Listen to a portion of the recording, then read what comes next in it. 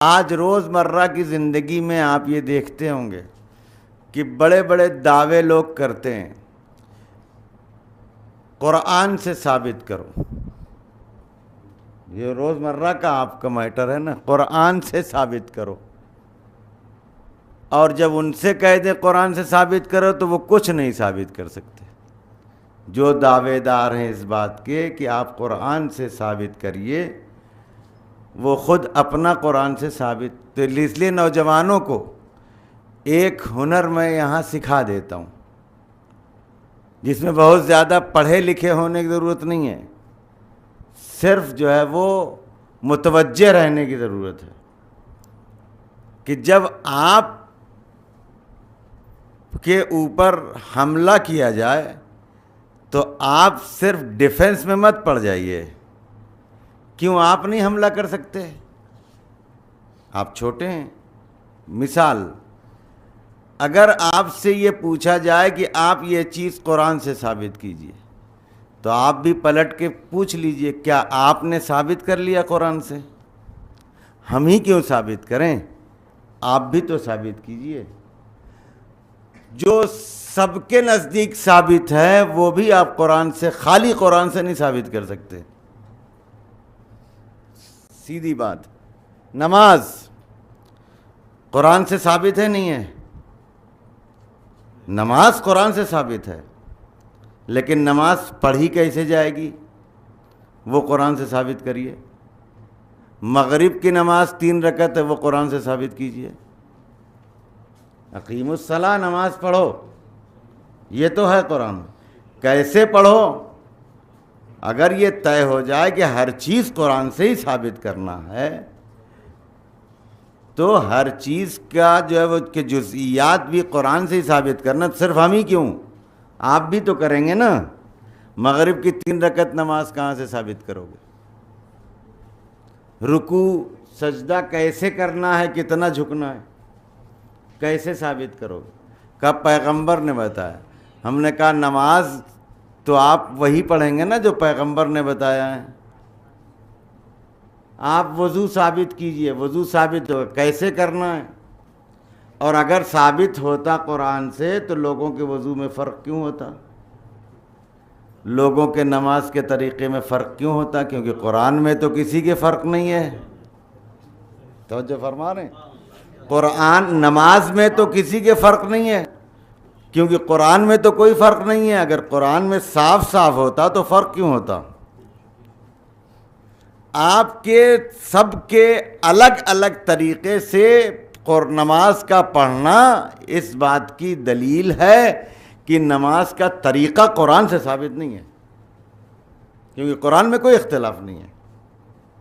تو یہ بات مان لینا پڑے گی کہ جہاں سے آپ نماز کی 3 رکعت، مغرب کی 3 رکعت ثابت کریں گے نا، وہیں سے ہم بھی ثابت کریں گے۔ والے کا قرآن سے نام بتائیے تو آپ بھی کہیے، آپ اپنے والے کا دکھائیے۔ تو بہت زیادہ پریشان نہیں، پہلے آپ کریے پھر ہم سے مطالبہ کیجئے نا۔ تو وہ آئیں گے وہیں پلٹ کے، تو جہاں وہ پلٹ کے جائیں گے وہاں آپ بھی چلے جائیے گا۔ یہ آیت تو ثابت ہے قرآن سے، سورہ شورى کی آیت نمبر 23۔ ترجمہ، ان سے کہہ دو ہم تم سے کچھ بھی اجر رسالت نہیں چاہتے سوائے اس کے کہ تم قربا سے مودت اختیار کرو۔ اب یہ قربا کون ہے؟ یہ کون بتائے گا؟ قرآن نے کہہ دیا قربا سے مودت اختیار کرو۔ آپ سمجھ گئے قربا کون ہے؟ تو جو آپ سمجھ گئے تو ہم بھی سمجھ گئے، اور اگر آپ نہیں سمجھے تو آپ جہاں سے سمجھیں گے چلیے وہیں سے ہم بھی سمجھتے ہیں۔ کاہے کو ہم آپ والی مانیں آپ ہماری والی نہ مانیں؟ دلیل دیجئے اس کی۔ Common sense. آپ والی ہم مانیں، ہماری والی آپ نہ مانیں۔ ہمارے علاوہ دوسرا کوئی نہیں ہے۔ ابھی ایک مثال دیتا ہوں۔ ابھی آپ نامپلی پہ کوئی اترے اور وہاں وہ پوچھے کہ یہ پیغمبر کی آل کو ماننے والے کہاں رہتے ہیں؟ کسی فرقے کا نام نہ لے، تو جو ذرا سا بھی اسلام سے واقفیت رکھتا ہوگا وہ کہاں کا پتہ بتائے گا؟ سیدھے سیدھے کن لوگوں کی نشاندہی کرے گا؟ ہمارے شرف کے لیے یہی کافی ہے۔ صلوات پڑھیں محمد و آل محمد پر۔ ہمارے شرف کے لیے، ہماری عزت کے لیے، ہمارے دین کے لیے یہی کافی ہے کہ جب اہل بیت کے ماننے والوں کو ڈھونڈا جائے گا تو ہم ہی دکھائی پڑیں گے۔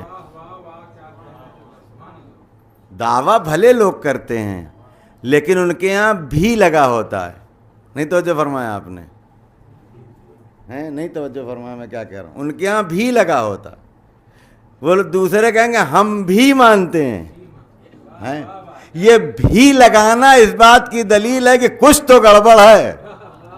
ارے صلوات پڑھیں محمد و آل محمد۔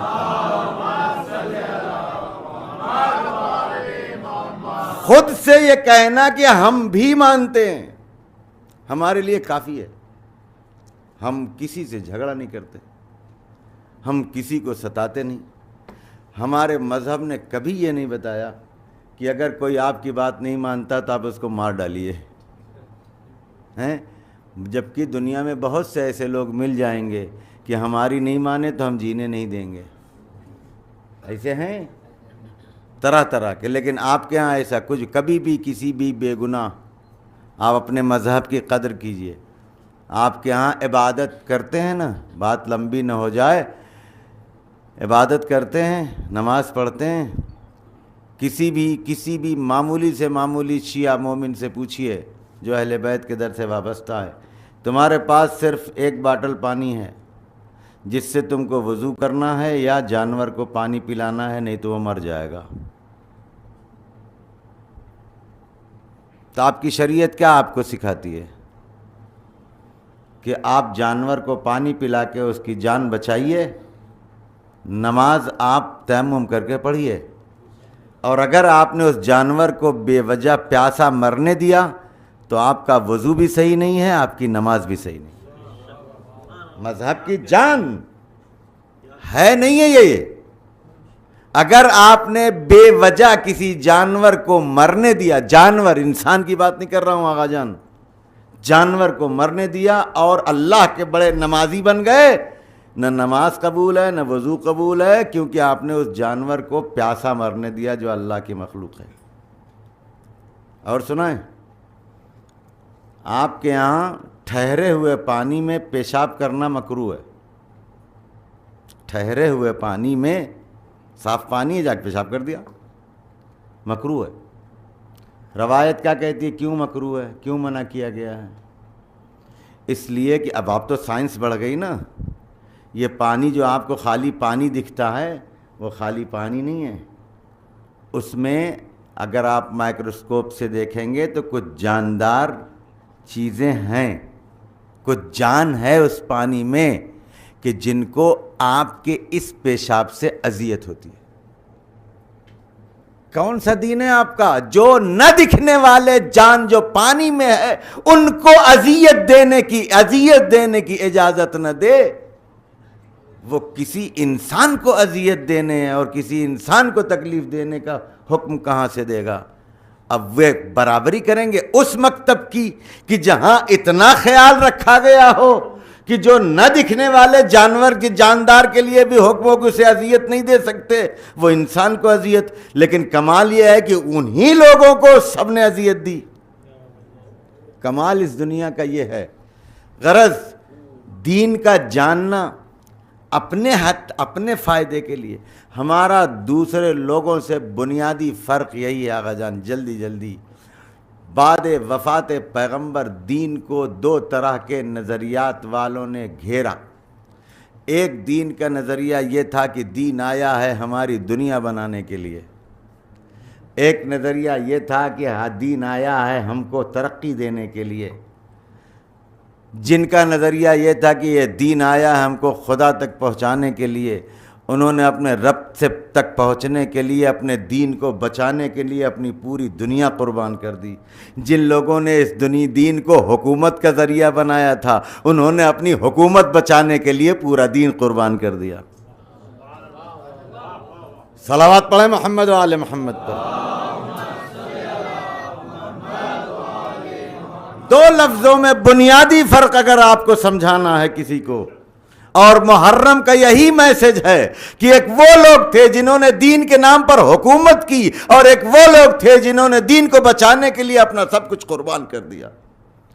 اور ساری دنیا نے دیکھا کہ جنہوں نے حکومت کے لیے دین قربان کیا وہ اس دنیا میں بھی دکھے اور آج بھی جہنم کی آگ میں جل رہے ہیں، اور جنہوں نے اپنا سب کچھ لٹا کر کے دین کو بچایا، انہوں نے نوکے نیزہ پر قرآن کی تلاوت کر کے دنیا کو یہ دکھایا کہ دین کو بچانے والا ہمیشہ زندہ رہتا۔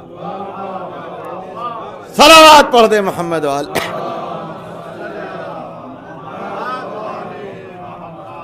مگر پھر بھی امتحانات سے گزرنا آسان نہیں ہے۔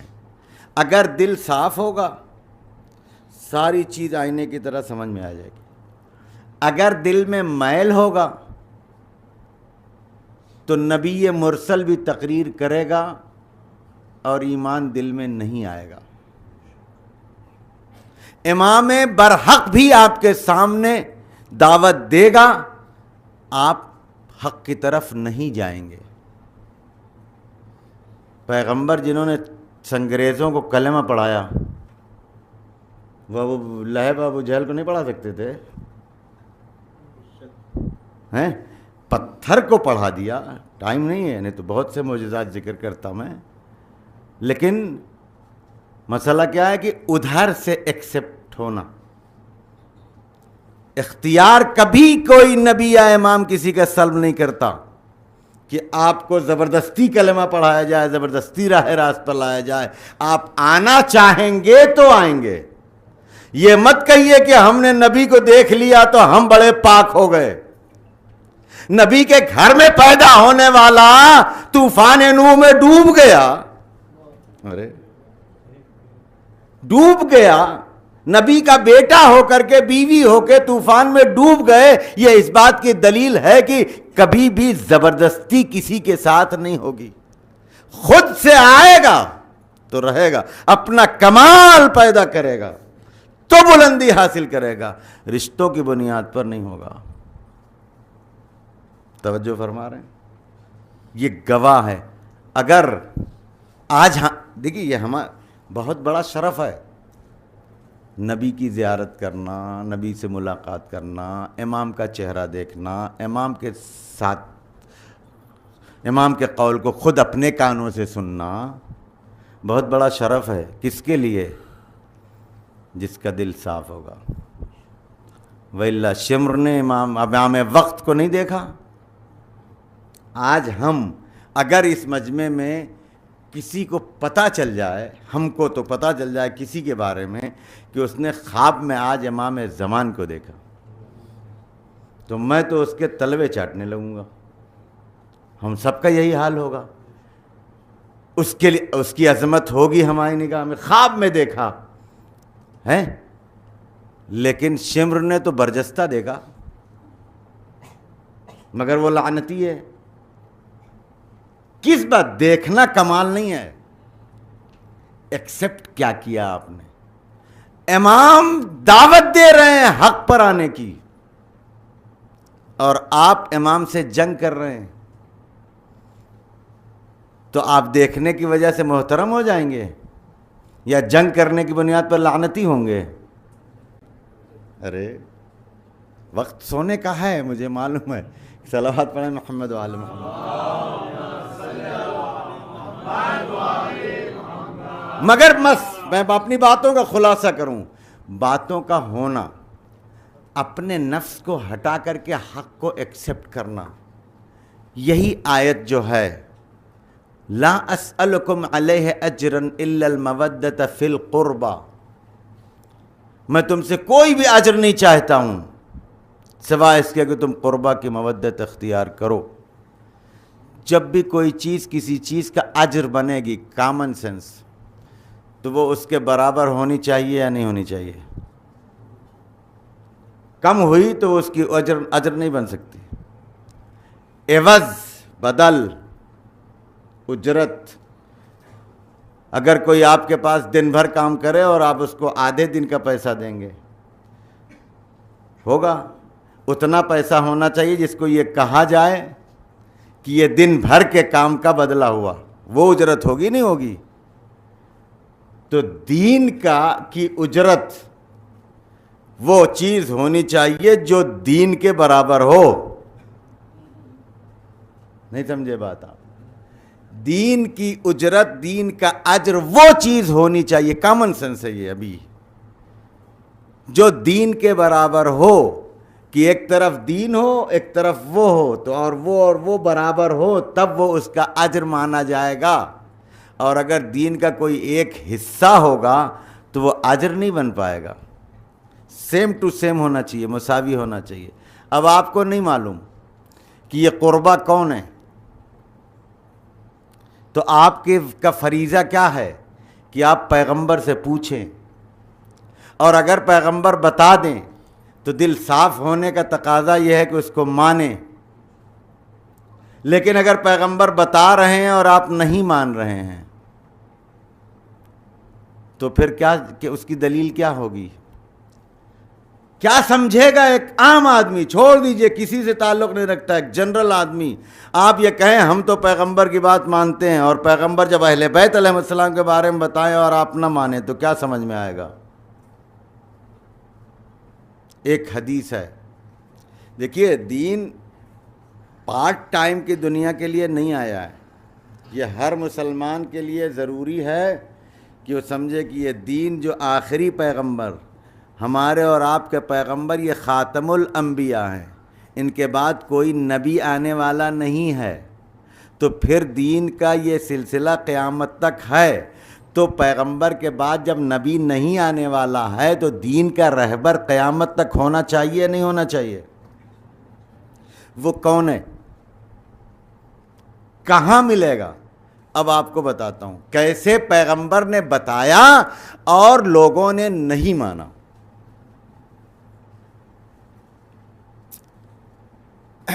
پیغمبر کی وفات کے بعد، زیادہ تفصیل نہیں کروں گا، کیا ہوا سب کو معلوم ہے. لوگوں نے علی کے اوپر کیا ستم ڈھایا، کیوں ڈھایا، سب کو معلوم ہے. اگر کوئی کہتا نہیں معلوم ہے تو جھوٹ بولتا ہے. نہ جاننا چاہے وہ ایک الگ بات ہے، لیکن سب کو معلوم ہے. جو سلسلہ چلا اس میں جو حکومتی سلسلہ چلا اور وہ کیسے کیسے ہوا، لیکن جب مولا کائنات کا معاملہ آیا چوتھے مرحلے میں، دنیاوی حکومت کے میٹر میں،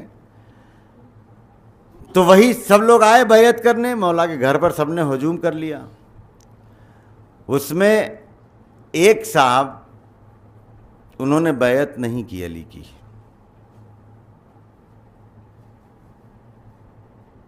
بیعت نہیں کی. تو جو علی کے بیعت نہ کرنے پر رواج ان لوگوں نے کیا تھا نا، تو جو فرما رہے ہیں، وہی رواج جب پلٹنا شروع ہوا تو علی نے کہا نہیں. اب آپ توجہ فرمائیں، تاریخ میں موجود ہے.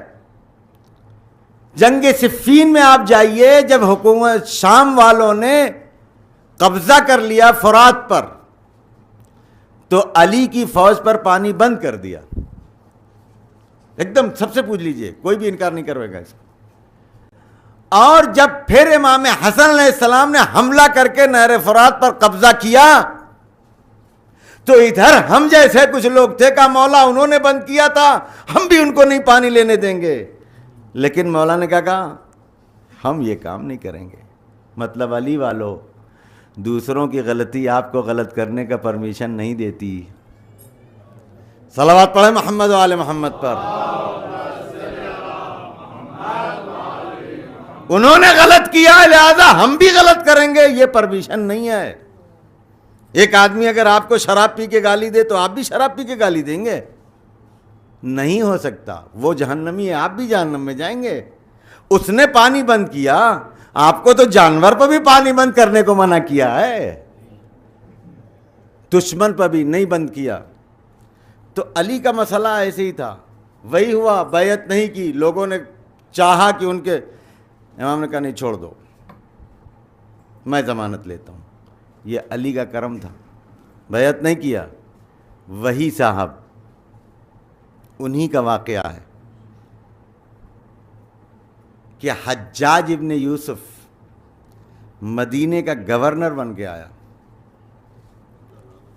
اور رات کے اندھیرے میں اس کے گھر جا کے انہوں نے دق الباب کیا بیعت کرنے. اب جو لوگ تاریخ جانتے ہیں، وقت نہیں آگا، ان سے پوچھ لیجئے گا، آپ تھوڑا سا سرچ کر لیجئے گا، معلوم کر لیجئے گا علی کون ہے اور حجاج ابن یوسف کون ہے.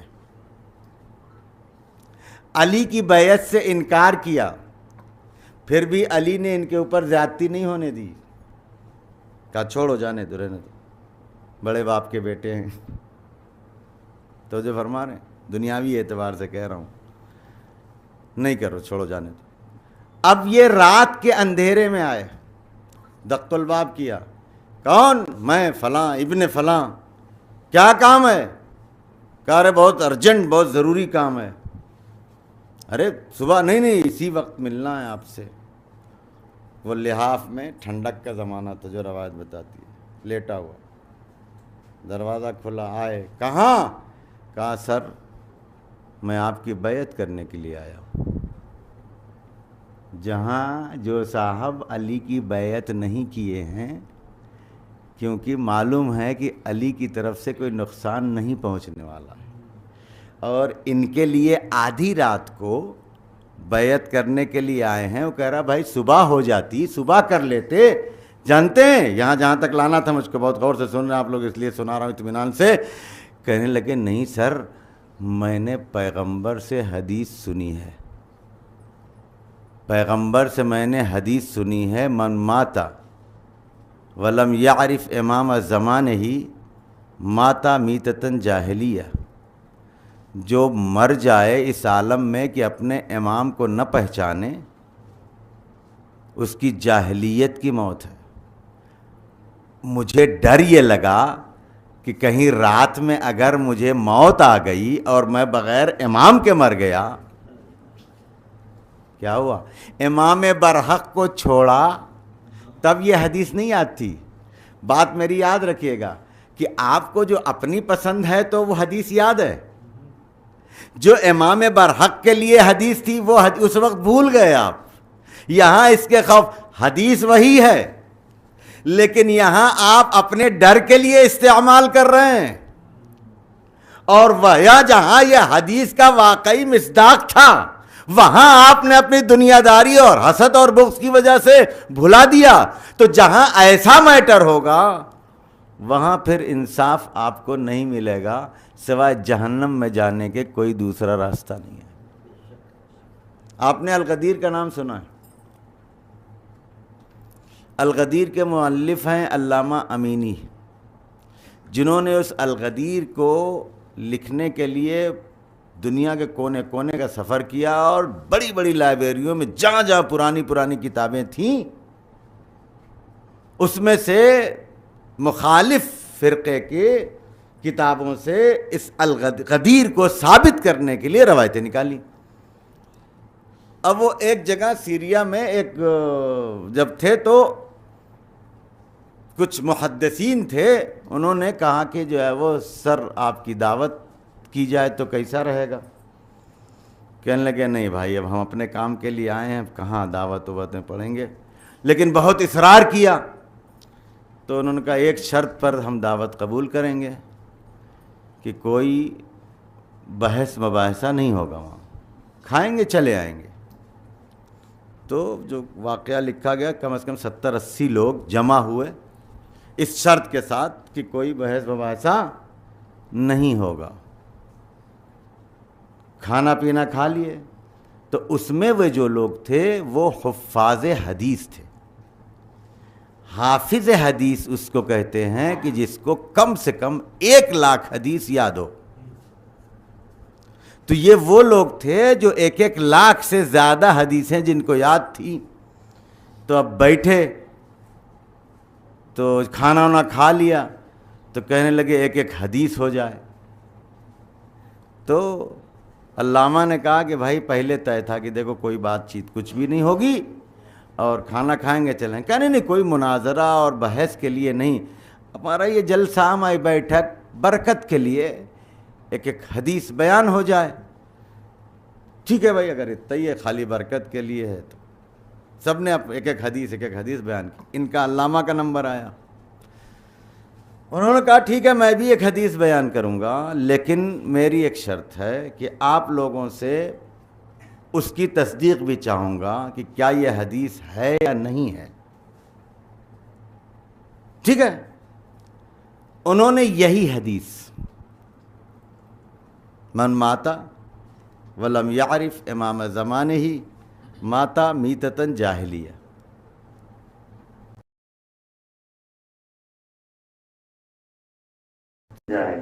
بات کا یہ حدیث ہے.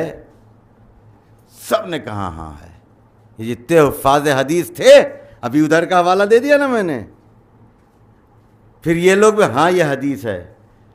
کہا تو بس ایک سوال, جب آپ لوگوں نے مان لیا کہ یہ حدیث ہے تو بس ایک سوال کا جواب دے دیجئے. کیا؟ کہا اچھا یہ بتائیے کہ پیغمبر کی بیٹی فاطمۃ الزہرا سلام اللہ علیہا اپنے صلوات پڑھیں محمد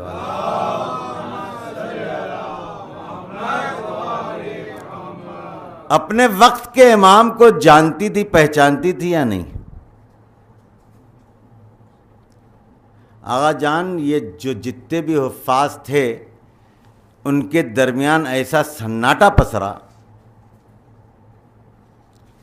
کہ اس واقعے میں جو میں پڑھ رہا تھا 15 سے 20 منٹ شانتی کے بعد ایک ایک کر کے دھیرے سے سب لوگ اٹھ کے چلے گئے. کہیں تو کیا کہیں؟ اگر کہیں کہ نہیں جانتی تھی تو پھر یہ بتاؤ فاطمہ کا امام کون تھا, اور اگر یہ نہیں مانتے تو پھر یہ کہنے کی جرات نہیں ہے کہ پیغمبر کی بیٹی, نعوذ باللہ. تو نہ ادھر سے بن پڑ رہا تھا نہ ادھر سے بن پڑ رہا تھا. تو اپنے زمانے کے امام کو پہچانے بغیر جو مر جائے وہ جاہلیت کی موت مرتا ہے. کوئی جواب نہیں تھا. یہ ساری چیزیں ہونے کے باوجود بھی نہیں مانے نا امام کو, اپنے وقت کے امام سے ہی لڑے, جنگ کیا, اور اس کے بعد رضی اللہ بھی رہے. حدیثیں ہونے کے باوجود بات ادھر چلی گئی, لہذا میں اتنا خلاصہ ایک لفظ کہتا ہوں, یہ حدیث طرفین کی کتابوں میں اس کے یہ آیت جو میں نے آپ کی خدمت میں پیش کی ہے, جتنے حوالے کہیے گا بعد میں دے دوں گا. ہے آج کل تو سب ساتھ میں رہتا نا, آپ لوگوں کے بھی ہاتھ میں ہے کہ قربہ سے مراد لوگوں نے پوچھا کون ہے. ہمارے یہاں بھی آپ کے یہاں بھی ہے. طرح طرح کی کئی حدیثیں ہیں, پیغمبر نے کئی طرح سے بتایا کہ قربہ سے مراد علی, فاطمہ اور ان کے بچے. یہ ان کی تفسیروں میں بھی ہے, ہماری تفسیروں میں بھی ہے.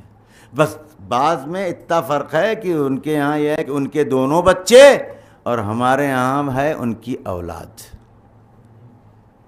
یعنی 11 امام. ایک پرابلم یہ بھی ہے, یہ روایت بھی کوئی نہیں ہے وہ حس کر سکتا کہ میرے بعد 12 امام ہوں گے اور سب کے سب قریش میں سے ہوں گے. آج تک سیٹ ہی نہیں کر پا رہے ہیں. ادھر سے جاتے ہیں ادھر گڑبڑ ہو جاتا ہے.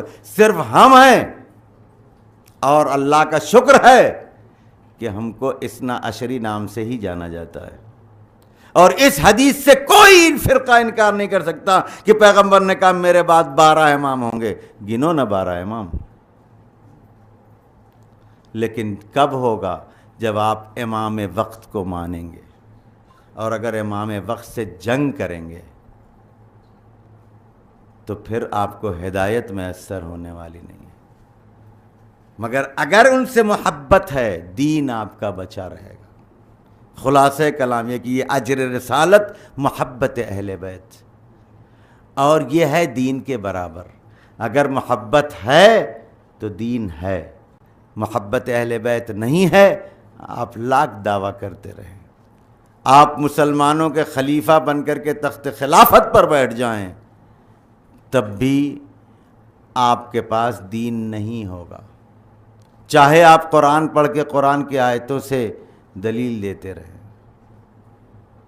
عزیزان محترم، آج آپ جس غم میں بیٹھے ہیں، اگر دنیا کے اعتبار سے دیکھیں گے آپ تو آپ کو نہیں سمجھ میں آئے گا، لیکن جب آپ دین کی نگاہ سے جائیں گے تب آپ کو سمجھ میں آئے گا کہ کیوں محبت اہل بیت اجر رسالت قرار دی گئی۔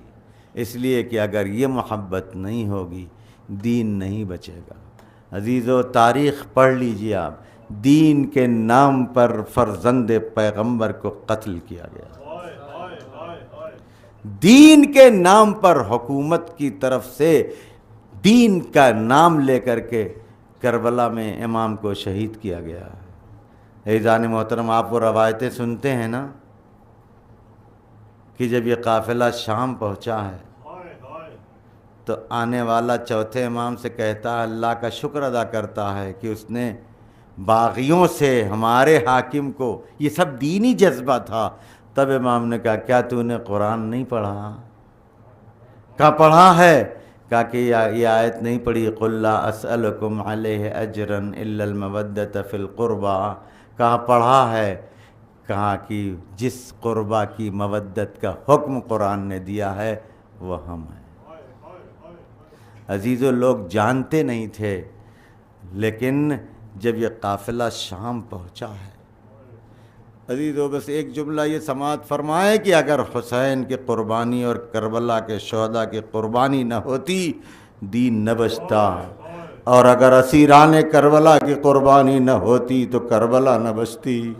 ان لوگوں نے کربلا کو ایسا پیش کیا تھا کہ ایک باغی تھا جس سے ہمارے اسلامی حکومت کی جنگ تھی، اور جب یہ اسیروں کا قافلہ پہنچا ہے، ہاتھوں میں ہتھکڑیاں، پیروں میں بیڑیاں، گلے میں خاردار توق، بیویاں بے مقنو چادر، بازوؤں میں رسن بدی ہوئی، لیکن اس کے باوجود یہ جذبہ دیا کہ دیکھو تم اگر حق پر ہو تو کسی طاقت سے ڈرنے کی ضرورت نہیں ہے۔ ہتھکڑیوں بیڑیوں کے باوجود بیمار نے ایسا خطبہ دیا کہ مسجد خالی ہو گئی اور حکومت پر لعنت کرتی ہوئی نکل گئی۔ اور اسیری کے عالم میں جب یزید تخت خلافت پر بیٹھ کے قرآن کی آیتیں پیش کر رہا تھا، تب علی کی بیٹی نے یزید کو مخاطب کر کے کہا کہ قرآن کہتا ہے وَلَا يَحْسَبَنَّ الَّذِينَ كَفَرُوا أَنَّمَا نُمْلِي لَهُمْ خَيْرٌ لِأَنفُسِهِمْ إِنَّمَا نُمْلِي لَهُمْ لِيَزْدَادُوا إِثْمًا وَلَهُمْ عَذَابٌ مُهِينٌ۔ یہ علی کی بیٹی کے علاوہ کوئی حاکم وقت کو نہیں سنا سکتا تھا کہ جن لوگوں نے کفر اختیار کیا ہے وہ یہ گمان نہ کریں کہ ہم نے جو ان کو مہلت دی ہے وہ ان کے لیے بہتر ہے۔ ہم نے مہلت دی ہے تاکہ وہ اپنے گناہوں میں اور اضافہ کریں، ان کے لیے عذاب دردناک ہم نے قرار دیا ہے۔ عزیزو، اس ماحول میں ایسی تقریر جب زینب نے کی، بیمار نے کی، حکومت شام گھبرا کے آزادی کا اس نے فرمان صادر کیا، جیسے ہی آزاد ہونے کی خبر جناب زینب کے کانوں تک پہنچی ہے، عزیزو آپ تصور کریں اور اس فرش عزا کی قدر کریں کہ یہ زینب کی دی ہوئی میراث ہے۔ زینب جو کربلا میں حسین کو بے گور و کفن جلتی ہوئی زمین پر پامال شدہ لاشا چھوڑ کے آئی ہے، کیا زینب سے بڑھ کر کے حسین کی زیارت کا کسی کو اشتیاق ہوگا؟ لیکن زینب نے کہا سید سجاد پہلے گھر خالی کرو، میں پہلے اپنے بھائی کی فرش عزا بچھاؤں گی، اور یزید سے کہہ دو ہو ہمارے لٹے ہوئے سامان واپس کر دے۔ عزیزان محترم، زینب نے شام میں حسین کی فرش عزا بچھائی۔ آج جب کوئی ذاکر کسی کتاب سے پڑھ کر کے مصائب پڑھتا ہے اور اس کی آواز میں جو درد ہوتا ہے، مومنین روتے روتے بہت سے مقامات پر ایسا دیکھا گیا ہے، لوگ سن کے 1400 سال کے بعد بھی وہ مصائب سن کے بے ہوش ہو جاتے ہیں۔ ارے شام کا کیا عالم ہوا ہوگا جب زینب نے بیان کیا ہوگا، ارے میں تو ٹیلے پر کھڑی دیکھ رہی تھی، میرے بھائی کا سر تن سے جدا ہو رہا تھا، میں فریاد کر رہی تھی، میری فریاد سننے والا کوئی نہ تھا۔ عزیزان محترم، جب لٹا ہوا سامان واپس آیا نا، زینب کے مصائب کو کون اندازہ لگا سکتا ہے؟ جانتے ہیں جب لٹا ہوا سامان واپس آیا ہے، زینب نے سب سے پہلے بیویوں کو ان کی چادریں تقسیم کر دی۔ ساری چادریں تقسیم کرنے کے بعد زینب نے دیکھا کہ ایک ننھی سی چادر بچ گئی۔ زینب نے وہ ننھی سی چادر اٹھائی، زندان کے گوشے میں ننھی سی لہد پر پہنچ کے چادر رکھ کے فریاد کرنا شروع کیا، سکینہ تمہیں وطن جانے کا بہت شوق تھا، اب ہم آزاد ہوئے۔ جانتے ہیں جانے محترم، جناب زینب کو جناب سکینہ کا کتنا خیال تھا۔ وہ آپ واقعات کربلا اور وہ سفر کا اندازہ لگائے۔ ظالم سکینہ کو اس لیے اذیت دے رہا ہے کہ یہ حسین کی چہیتی ہے، زینب اسے اپنے کلیجے سے لگائے، میرے بھائی کی امانت ہے۔ اب جو زینب زندان شام میں سکینہ کو عزیزان محترم، زینب کی فریاد کا اتنا اثر ہوا کہ زینب جب شام سے رخصت ہونے لگی تو وہ شام کی عورتیں جو زینب کا تماشا دیکھنے آئی تھی، وہ سیاہ لباس میں زینب کو رخصت کرنے کے لیے آئی ہیں۔ ایک مرتبہ عزیزو، بس آخری جملہ ہے، ایک منزل وہ آئی جہاں سے یہ قافلہ آگے بڑھ جائے گا اور یہ جو لوگ بدرقے کے لیے آئے ہیں شام کی عورتیں واپس ہو جائے گی۔ ایک مرتبہ جناب زینب نے محمل سے سر نکالا، شام کی بیویوں کو مخاطب کیا، اے شام کی بیویوں، ہم تمہارے درمیان آئے تھے، ہم تم سے کچھ بھی نہیں چاہتے، اب ہم جا رہے ہیں، لیکن ہم تمہارے پاس اپنی ایک امانت چھوڑ کے جا رہے ہیں، تم سے اتنی خواہش ہے، شاید یہی ڈر تھا۔ زینب نے سکینہ کو بھی کہا ہوگا، سکینہ تم کو ہم شام میں تنہا نہ رہنے دیں گے۔ یہ ذمہ داری پوری کر کے زینب بھی واپس شام آ کے سکینہ کے ساتھ شام میں سو۔ وَسَيَعْلَمُ الَّذِينَ ظَلَمُوا أَيَّ مُنقَلِبٍ يَنقَلِبُونَ۔ بارے تجھے واسطہ ہے محمد و آل محمد علیہ السلام، ہمارے اس مختصر سے عمل کو قبول فرما، ہمارے امام کے ظہور میں تعجیل فرما، ہم سب کو آقا کے اعوان و انصار میں شمار فرما۔ یا حسین